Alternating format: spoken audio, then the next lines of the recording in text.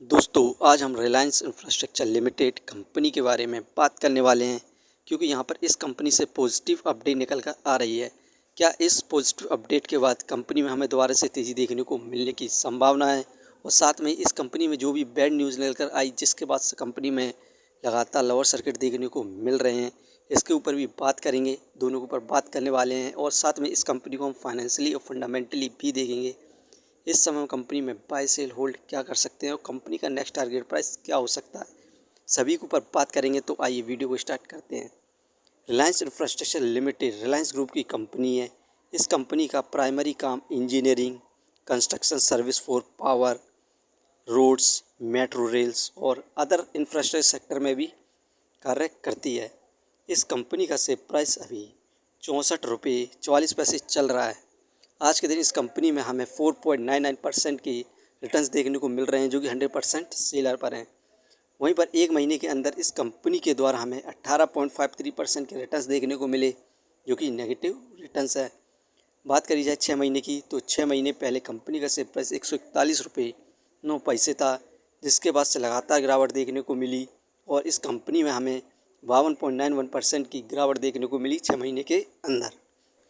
इस कंपनी से जितनी भी अपडेट निकल कर आ रही हैं उन सभी को हम देखते हैं। पहले इस कंपनी के द्वारा जो नेगेटिव अपडेट निकल कर आई जिसके बाद से गिरावट देखने को मिली, इन्हें हम देखें तो यहाँ पर there are several reason behind the Reliance infrastructure share price falling including an enforcement directorate asset attachment case, sharp decline in profitability, high डेप्थ and weak financial ratio, panic selling and weak marketing settlement and trading restriction. ऐसे कई सारे reason हैं जिसके बाद से हमें गिरावट देखने को मिली। जैसे यहाँ पर इन्फोर्समेंट डायरेक्टर के द्वारा कंपनी के एसेट के ऊपर छानबीन और यहाँ पर इसी के कारण यहाँ पर जो रिटेलर्स है कंपनी में लगातार कंपनी के शेयर को सेल कर रहे हैं, जिसके बाद से हमें गिरावट देखने को मिल रही है। और जो भी ट्रेडिंग रेस्ट्रिक्शन है उसमें रोक लगा दी जाती है, जिसके बाद से हमें कंपनी में गिरावट देखने को मिल रही है। वहीं पर सेकंड रीज़न देखें तो यहाँ पर SEBI reject Anil Ambani settlement plea over misses 6,526 crore, Reliance infrastructure fund diversion rise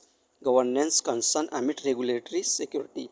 यहाँ पर अनिल अंबानी की कंपनी रिलायंस इंफ्रास्ट्रक्चर को फंड 6,526 करोड़ को फंड डाइवर्ट करने के आरोप में यहाँ पर अनिल अंबानी ने दलील रखी कि सेबी के सामने इसे यहाँ पर सेटलमेंट के द्वारा निपटा दिया जाए, लेकिन सेबी ने इसे साफ इनकार कर दिया। यही कारण है कि कंपनी में हमें लगातार लोअर सर्किट भी देखने को मिल रहे हैं।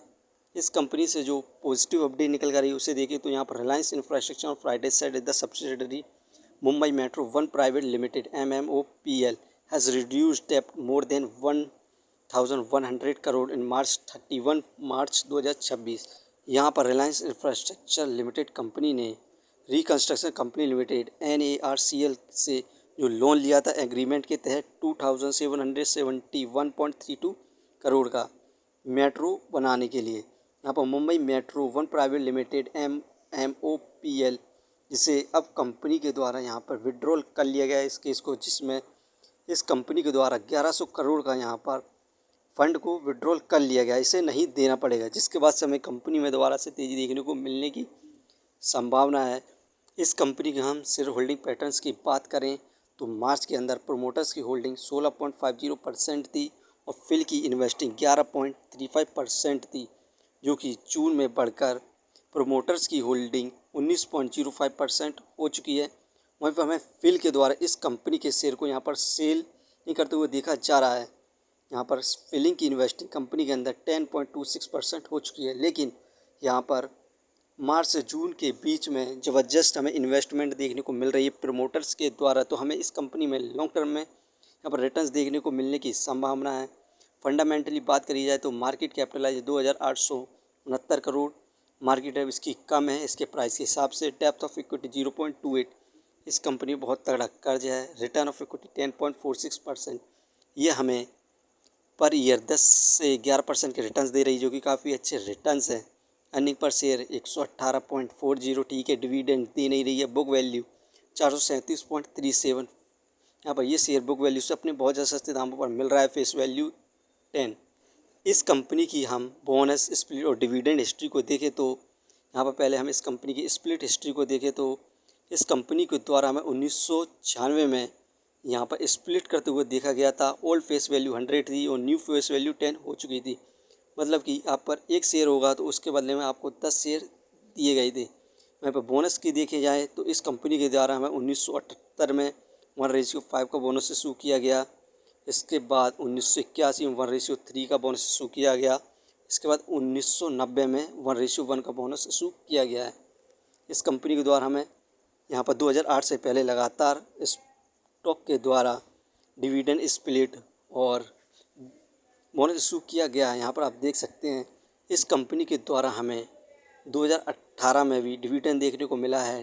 2018 में 9.50 रुपये का डिविडेंड दिया गया। इससे पहले 2017 में 9 रुपये का डिविडेंड, 2016 में 8.50 करोड़ का डिविडेंड, 2015 में 8 रुपये का डिविडेंड। लगातार इस कंपनी के द्वारा हमें 2018 से पहले डिविडेंड देखने को मिल रहा था, लेकिन इस कंपनी से कुछ बैड न्यूज़ निकल कर है, जिसके बाद से कंपनी में लगातार गिरावट देखने को मिली। उसके बाद से हमें कभी भी इस कंपनी के द्वारा बोनस स्प्लिट और डिविडेंड देखने को नहीं मिला है।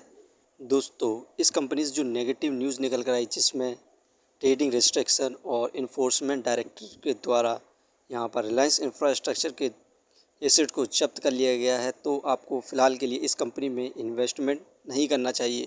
इस कंपनी का कुछ दिनों बाद नेक्स्ट क्वार्टर का रिज़ल्ट आने वाला है। उसमें यदि कंपनी प्रॉफिट गेन करती है और अच्छी सेलिंग होती है तो आप इस कंपनी पर इन्वेस्टमेंट कर सकते हैं और अच्छा खासा रिटर्न प्राप्त कर सकते हैं।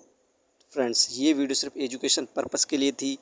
यदि आप किसी भी कंपनी या स्टॉक्स पर इन्वेस्ट करते हैं तो एक बार अपने फाइनेंशियर्स और एक्सपर्ट की सलाह ज़रूर लें। कभी भी लोन लेके इन्वेस्टमेंट ना करें, वरना आप भारी मुसीबत में पड़ सकते हैं। यदि कंपनी के बारे में जानकारी सही लगी हो तो अपने चैनल को सब्सक्राइब करें, जिसका नाम है स्टॉक एनालिसिस। धन्यवाद।